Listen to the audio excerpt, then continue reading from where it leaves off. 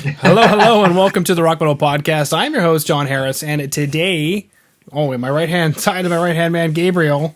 We have someone that's reckless, so we're on the chase. That's right, baby. Today on the Rock Metal Podcast, we have WARCALL, and they have a new EP called Dead End Part 1. With what I'm told, there's another EP called Dead End Part 2 that's coming. But Dead End Part 1 we're going to talk about today, and it's going to be released on April 23rd via Plan B Music. And right now I'm being joined by Matthew to share some more information about this release. So, Matthew, welcome to the show. Thank you, sir. Thank you very much. Happy to be here. Absolutely. Great to have you on. Are those the drums that we're listening to on the record? Are those them right there?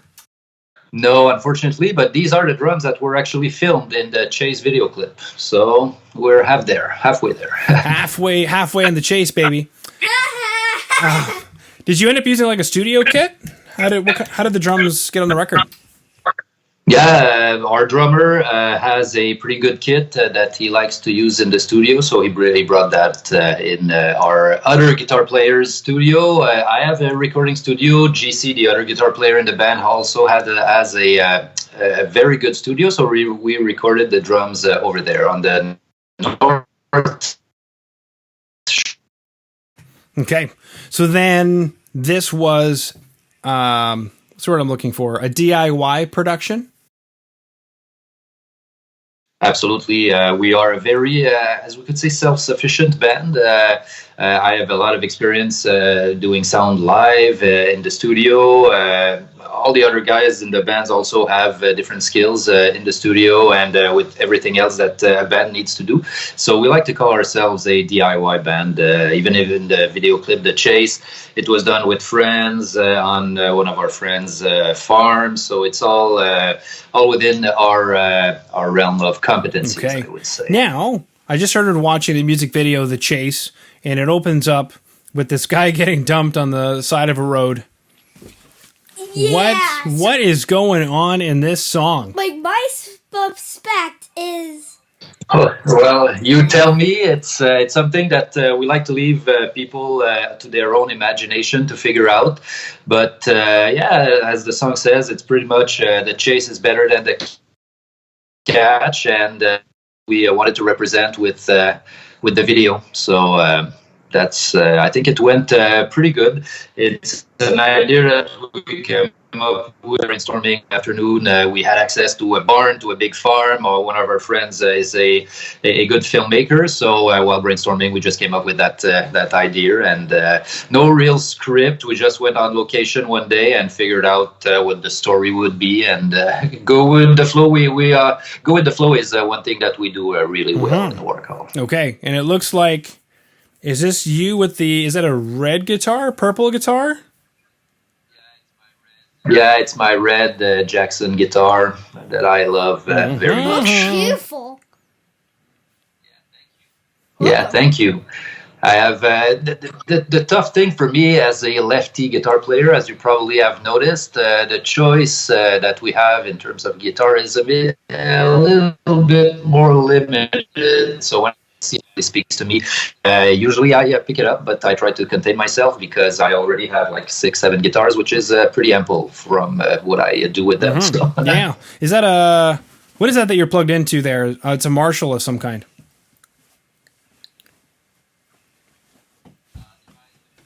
In the video clip, yeah, it's a Marshall, the same one I have right here in the studio. I don't know if you can see it, but it's a reissue of the famous Plexi. So it's a 50-watt Plexi, the 1987 model. So it's definitely too loud, but sounds really So did they update it to have a volume knob? Yeah, a volume knob. Did they update it to have a volume knob on it, or does it just have the gain knob? cool. I think the connection is not that good. I didn't hear the question, but I think you're asking me if it's the modded version with the master volume and all that. The original version, so just some gain volumes and that's it. I have what we call an attenuator to make sure that it's okay to play in the jam space or even live. Some guys understandably like to have some kind of control over the volume on stage, so having that separate device to have a master volume really does help for live sound. Is that the amp that we hear in the recording? No, this is on the recording. It's a Mesa Boogie dual rectifier from the 90s, if I remember correctly. It's one of JC's, our other guitar players. He has quite a few amps, and we just made some testing because we reamped everything that we recorded on the album. So that was the sound that we were really looking for. So that really chugging Mesa Boogie sound. So that's a Mesa, the same that we actually see in the Chase video clip. That was used for recording. Okay, we're getting techie here. The speaker cabinet. Do you remember which cabinet you guys ran?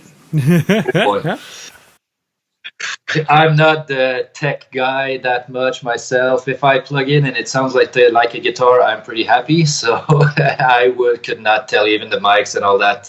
Sorry, this is not my expertise, at least for this recording. No worries, my friend. Now, Dead End Part 1. As I'm reading this information, there was going to be an album, or there could have been an album, but instead it's been split into EPs. Yep. So take us through at least this EP. Is there a theme to this EP? How did you guys decide to split the album up? Yeah, good question.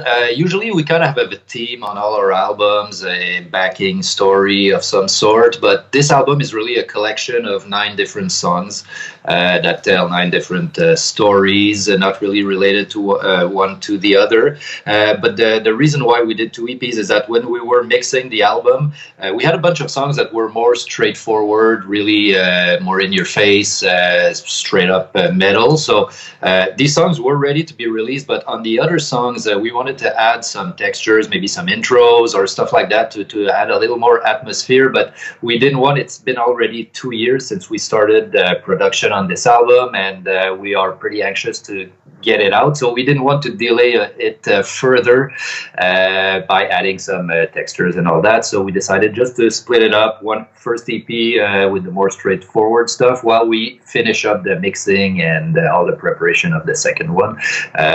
So yeah, because we started writing this album in January 2019. We took the whole year of 2019 to write the 9 songs, and in 2020 we recorded the album. But now, yeah, after 2 years, we're ready to put it out there. So that's why we chose to split it in 2 EPs and get out get what we could out. Okay. Did 2020 interrupt anything, or is everything going to plan anyway? It went way slower than we would have thought, of course, because of the lockdown situation and all that. But we were lucky enough to record the drum before lockdown. So in January and February of 2020, we recorded all the drum tracks. And after that, since I'm equipped at home to record guitars, GC is also equipped at home for that, we did all the guitars each on our side. And when the summer came and we could see each other a little bit more, Gord, our singer bass player, came to my house. He lives a few blocks near me, so he came here every day almost. I took a long vacation in order to record bass and vocals at home. So we usually worked 2 sessions a day. He came in here at around 1 or 2 p.m. In the afternoon, we did 1 or 2 tracks. And after that, he came by the evening. And in the evening, we preferred to record bass. Over the course of a few weeks last summer, we managed to record that. And after that, the mixing process was done during the fall. I mixed the album, but it's okay to do that process while we're not necessarily together. So I would send the guys some mixes, some tracks, and they would give me comments. And even though we are technically in lockdown, every Wednesday, it's our jam night. So we decided to keep the Wednesdays on. We have Zoom calls every Wednesday to make the project move forward and all that. So we use that time to finish up the mixing and everything else. So it went, I'd say, slower than we expected, but it was a pretty nice and flowing process. And you guys did the mixing and the mastering? Yeah, exactly. So I took care of the mixing because I had a sound really that I had in mind that we were chasing. So I took care of that, and JC took care of the mastering. Very cool stuff. I don't think I have any other questions. Is there anything that you wanted to chat about in particular that I didn't bring up, Matt? Oh. Not really. I mean, this album is really the best thing that we could get out. We worked really hard on it. We're really happy with the result. It's the best songs that we wrote. The songwriting process was, and this is something I think that's interesting, at least for WARCALL and for the people who follow us since the beginning. Before that, we used to have one main writer for each. So basically myself or Gord, our singer, would come up with completed songs that we would present to the other guys, and they would give their input and modify a little. But we really had specific songwriters for each songs. But this time around, every songs were written by all the bands. So this is quite a different approach for us, really more collaborative, going to get, because on Invaders, for example, our fourth album, I wrote all the songs and Phil, the drummer, wrote all the lyrics, but I felt a bit that the album was a bit too homogeneous. Every song kind of had this, not the same feeling, but since I was a songwriter, maybe it's more obvious for me, but I thought that all the songs were not similar, but had the same flavor. So this time around, we really wanted to make a 180-degree turn and have everybody contribute to all the songs. And I think it worked really well because it brought up some things that I would not expect we could do. So it's really positive. That was my next question: is how do you feel that the album evolved from having more input? It's the different structures, especially the structures, because I have a way of writing songs, Gord has a way of writing songs, and sometimes I feel we're stuck in the same structures, same kind of riffs, same kind of melodies. So that really opened up the possibilities, but it's especially in terms of structure. There's a song on Dead End Part 1 that's called Death Wish. It's almost 9-minute long song, and this is also really a departure from what we usually do, which are really straightforward songs. So it's a more progressive song. I'm a real prog rock fan also, so I wanted to bring that flavor, but when you come up with the song that you wrote that's 10 minutes long, the guys are usually okay, maybe we could do 2 songs in one instead and all that. But having everybody contribute to one big long epic song really is different from what we do usually, and it turned out really really well. I agree. What can we expect from part 2? Can you say anything yet about part 2? Yeah, for sure. Part 2 is, as I said, is going to be a little more atmospheric, a little more progressive. The songs are some are slower, more texture, more nuances than on part 1. That's what I would say, but still really heavy. Really, when I say slower, it's quote unquote slower because we don't really do anything slow, but slower than maybe what was on Dead End Part 1. And also another interesting thing about the album is that once we can do some live concerts and people can get